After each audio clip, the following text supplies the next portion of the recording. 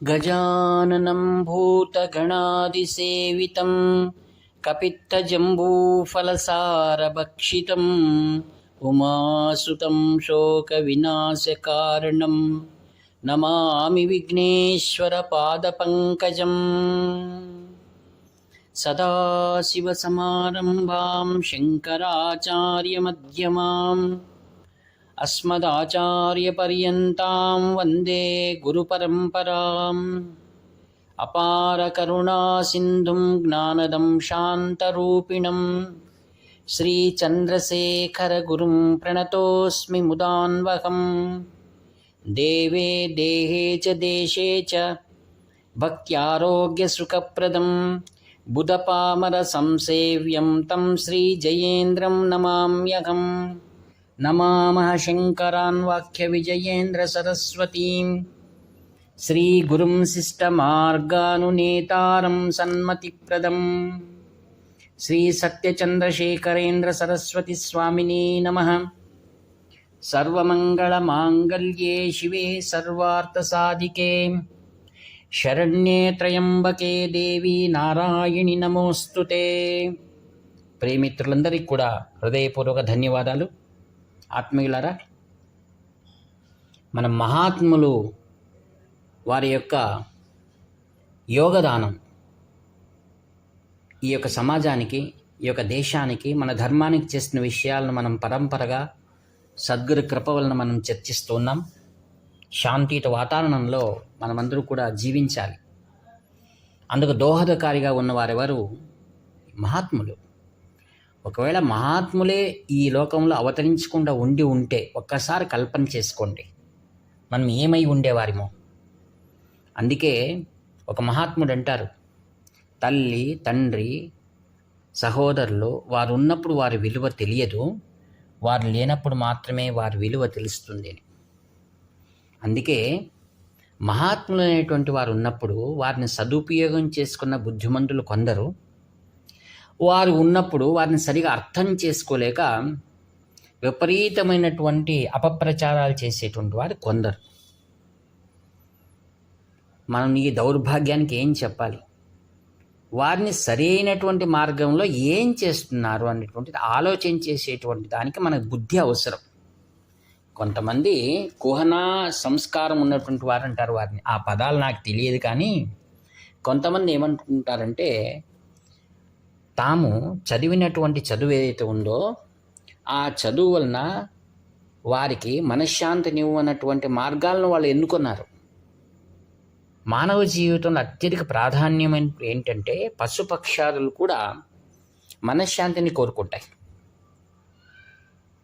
ఎందుకనగా అది ఉదయం బ్రాహ్మీ ముహూర్తంలో వెళ్ళి ఆహారాన్ని సంపాదించుకొని అది మానవుడి మాదిరిగానే ఆ యొక్క సంసారము, ఆహారము, నిద్ర, భయము, మైథునము అని అంటారు. వాటికి విచారశక్తి లేదు, కానీ విచారం లేకపోయినా సాయంకాలం వచ్చి పదిలంగా ఒక చెట్టు నీడలో విశ్రాంతి తీసుకొని ప్రశాంతంగా నిద్రపోతాయి. అయితే మానవుడు ఇంత మేధస్సును సంపాదించాడు కదా, మరి మహాత్ములు, మేధావులు చేస్తున్నటువంటి విషయాన్ని గురించి తెలుసుకోకపోవడం అనేటువంటిది ఎంత వెర్రితనమో ఇంకా మనం దాన్ని ఊహించలేము. కొంతమంది అసలు అర్థం చేసుకోలేరు. ఇప్పుడు ఉదాహరణకు చెప్పాను కదా, శ్రీ సత్యసాయి ఈ లోకానికి జలం అందించారు కదా, మరి దాని గురించి ప్రబుద్ధులు ఎందుకు కానీ మాట్లాడరు? తెలియచేయాలి కదా. మరి ఆ ప్రబుద్ధులు ఏమైనా సమాజానికి మేలు చేశారా? పోనీ వారిని మనం కొన్నాడదాము అంటే కొందరు తాము చెయ్యరు, చేసేవారిని గురించి వారు మనస్సు మంచిగా మాట్లాడడం అనే సంస్కారం కూడా కొందరికి ఉండదు. తమకు తెలిసినటువంటి విపరీత అర్థాల్లోనే వారు ప్రవర్తిస్తూనే ఉంటారు. మరి అటువంటప్పుడు కొంతమంది పని కట్టుకొని వారు ఏం చేస్తున్నారా, దాంట్లో లోపాలు ఏమున్నాయా తెలుసుకొని విపరీత అర్థాలతో ప్రపంచాలను తెలియజేసి తాము గొప్పవారు అనిపించుకోవడానికి ప్రయత్నాలు చేస్తుంటారు. అటువంటి ఒక ఉదాహరణ మీకు చెప్పడానికి ఇష్టపడుతున్నాను. ఒకానొకసారి శ్రీ సత్యసాయి ఆ యొక్క ప్రశాంత నిలయానికి ఒక పత్రికర్త వెళ్ళిందట. జర్నలిస్ట్ అనాలి మనం ఇంగ్లీష్లో వాళ్ళని. ఆమె వెళ్ళి అక్కడ అన్ని విషయాలను కూడా సేకరిస్తూ ఉండగా శ్రీ సత్యసాయి స్వామీజీ వారు ఆమెను పిలిచారట. పిలిచి, ఏమేమి తెలుసుకున్నావమ్మా ఇక్కడ నువ్వు, చాలా మంచిదానివి, చాలా చిన్న వయసులోనే గొప్ప విషయాలను తెలుసుకుంటున్నావు అని ఆమెను చెప్పి కూర్చుండబెట్టి, ఆమె ఆశ్చర్యమైందంట, తనను పిలిచి ఇంటర్వ్యూ ఇస్తారని. కూర్చోబెట్టి అడిగారట. ఆమె అన్ని పేరు వివరాలను అడిగిన తర్వాత స్వామివారు అన్నారట, మీ నాన్నగారి తల్లి ఒకరు ఉండేవారు కదా, నాన్నమ్మ, ఆమె ఏదో విగ్రహాన్ని పెట్టుకొని చాలా భక్తిగా పూజ చేస్తూ ఉండేది, నీ జ్ఞాపకం ఉందా అన్నారు. అవును, జ్ఞాపకం ఉంది స్వామి నాకు. ఆమె ఏ విగ్రహాన్ని పూజిస్తూ ఉండేది? కృష్ణ భగవాను అన్నట్టు.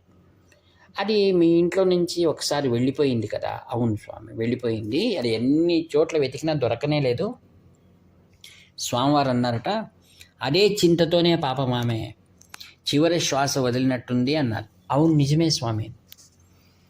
ఒక 2 నిమిషాలు అయిన తర్వాత స్వాముల వారు ఒకసారి ఆ కృష్ణ విగ్రహాన్ని సృష్టించి ముందు చూపించి, ఇదేనా అమ్మ మీ నాన్నమ్మ పూజ చేస్తూ ఉండింది అన్నారట. దిగ్భ్రాంతి అయింది. మరి ఆశ్చర్యపోక ఇంకేముంది?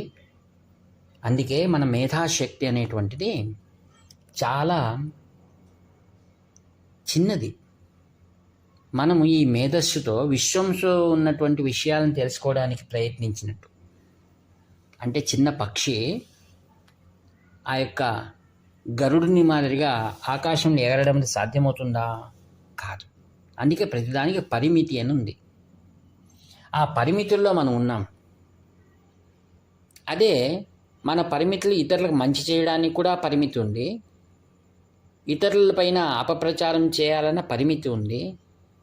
అందుకే మన కర్మలు పరిమితం, మహాత్ముల యొక్క సత్కర్మలు అపరిమితం. వారి ఆలోచన ధోరణి అలా ఉంటుంది. వారు ఎవరిని శపించరు. వారు మన మందబుద్ధిని చూసి వారు ఒకసారి చిరునవ్వు నమ్ముకుంటారు, అంతే.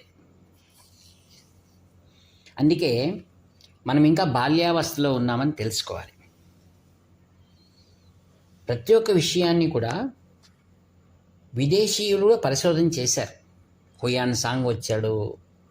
ఇప్పటిది కాదు, పూర్వం నుండి ఎందరో పాశ్చిమాత్యులు మన దేశానికి పరిశోధనలకు వచ్చారు.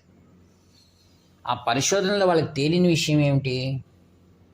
ఈ దేశంలో ఉన్న సంస్కారం ఏమిటి, ఈ దేశాన్ని రక్షిస్తున్నది ఎవరు, ఇప్పటికి కూడా ఈ మహాత్ములు ఎంతమంది ఉన్నారు, ఎక్కడెక్కడ ఉన్నారు, వారిని వెతికి ఆ రహస్యాలు తెలుసుకోవాలి, ఈ మహాత్యాలు వినాలి, చిన్న జీవితంలో గొప్ప విషయాలు తెలుసుకోవాలనేటువంటి తపనతో వారి జీవితంలో 1 సంవత్సరంలో దాదాపుగా 3 నెలలైనా వాళ్ళు ప్రవాసం చేస్తారు. మనం ఆనందపడవలసిన విషయం ఏమిటంటే, వారి పరిశోధన అటువైపు ఉండని, ఇంతమంది పాశ్చిమాత్యులను మన దేశానికి ఆకర్షిస్తున్నటువంటి ఆ విదేశీ ద్రవ్యం ఉంది కదా, అది ఎంత గొప్పది, మన దేశానికి ఎంత ఉపయోగపడుతూ ఉంది. ప్రత్యక్షంగా మహాత్ముల ద్వారా ఇక్కడ ఏవైనా జనులు మాట్లాడుకుని మరొక విషయమంటూ మనం ఆనందపడవలసిన విషయం ఉంది కదా.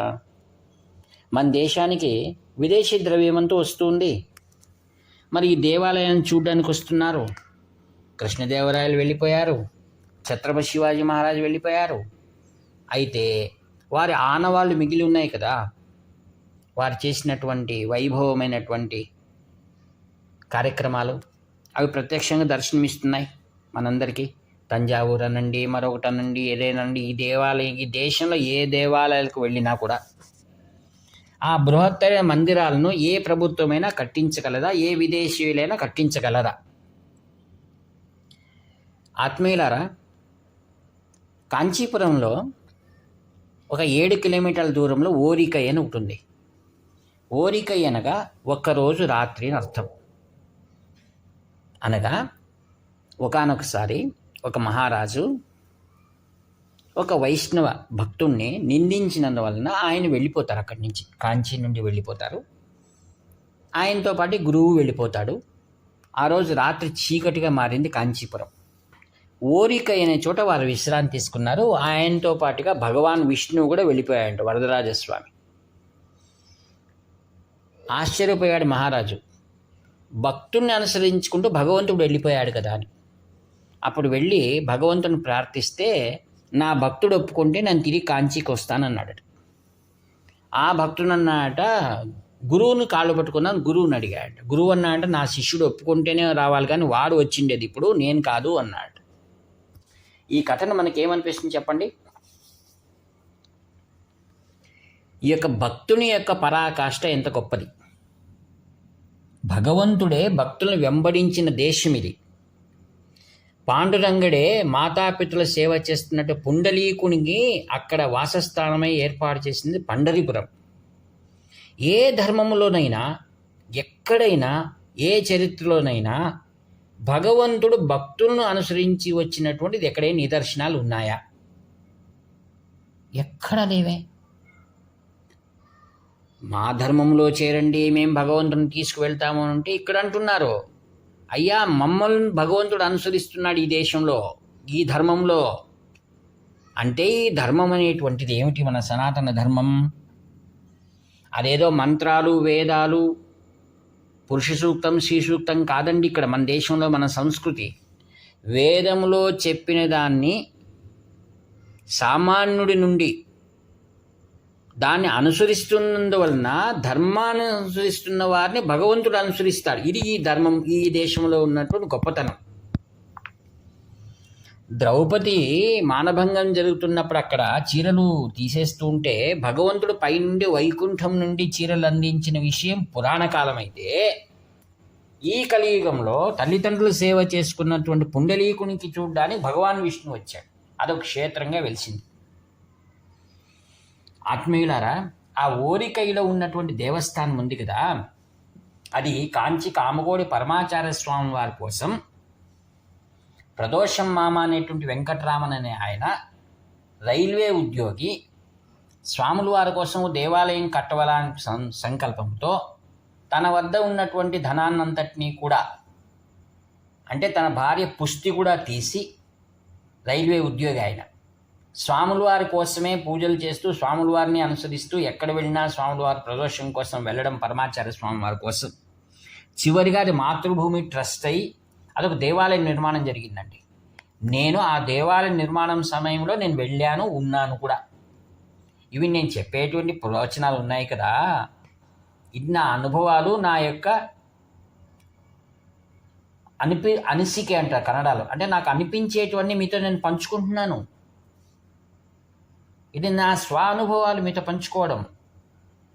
అక్కడ ఓరికైలో అనేక మంది శిల్పులు అక్కడ కూర్చొని రాత్రనక పగలనక అక్కడ శిల్ప చాతుర్యాన్ని మలిచి గొప్పదైన దేవాలయాన్ని నిర్మించారండి. ఆ దేవాలయం శిల్పులతో నేను మాట్లాడినప్పుడు వాళ్ళు చెప్పారు, ఇది కట్టడానికి 25 ఏళ్ళు పట్టింది, ఇంకా నిర్మాణం పూర్తి కాలే ఇంకా.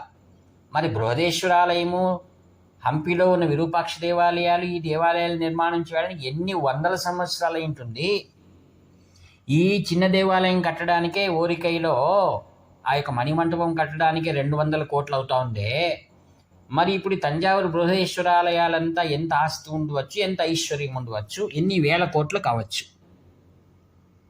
మనకు ఉదాహరణ ఉంది కదండి, శ్రీ జయేంద్ర సరస్వాముల వారి కృషి.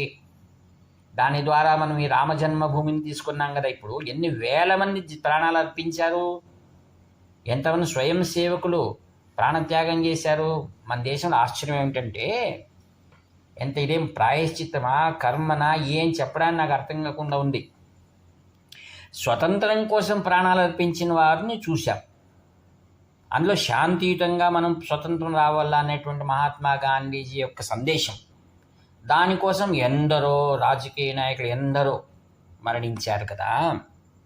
మరి స్వతంత్రం వచ్చిన తర్వాత అయినా మరలా మనం మన యొక్క దేవాలయాలు నిర్మించుకుందామని అనుకుంటే దానికి కూడా ఎంతమంది ప్రాణాలు అర్పించారో, ఎన్ని కుటుంబాల్లో ఎంతమంది పుత్రులు శోకం మిగిలి ఉందో ఇప్పటికీ అర్థం కాకుండా ఉంది. మరి ఆ భవ్యమైన దేవాలయ నిర్మాణం చేసుకుంటే సంతోషించవలసిన ప్రభుత్వాలు అక్కడ వెళ్ళి చూడనూ లేదు. చాలామంది వారి యొక్క పక్షంలో ఉన్నటువంటి నిర్దేశాలు మరి ఏమిటో కానీ ప్రపంచం నివ్వెరపోయేటట్టుగా అయోధ్య జన్మభూమికి ఈ దేశంలోని భారతీయ పౌరులుగానైనా కనీసం వెళ్ళి దర్శించుకునేటువంటి భాగ్యం కూడా వాళ్ళు నోచుకోలేదు. అంటే మనం విపరీత పరిస్థితి ఏం చెప్పుకోవాలి, అర్థం కావటం లేదు. ఆత్మీయులారా, ఇట్లు మీ వర్తి నాగభూషణ శర్మ. 7483229249. హర హర శంకర, జై జయ శంకర.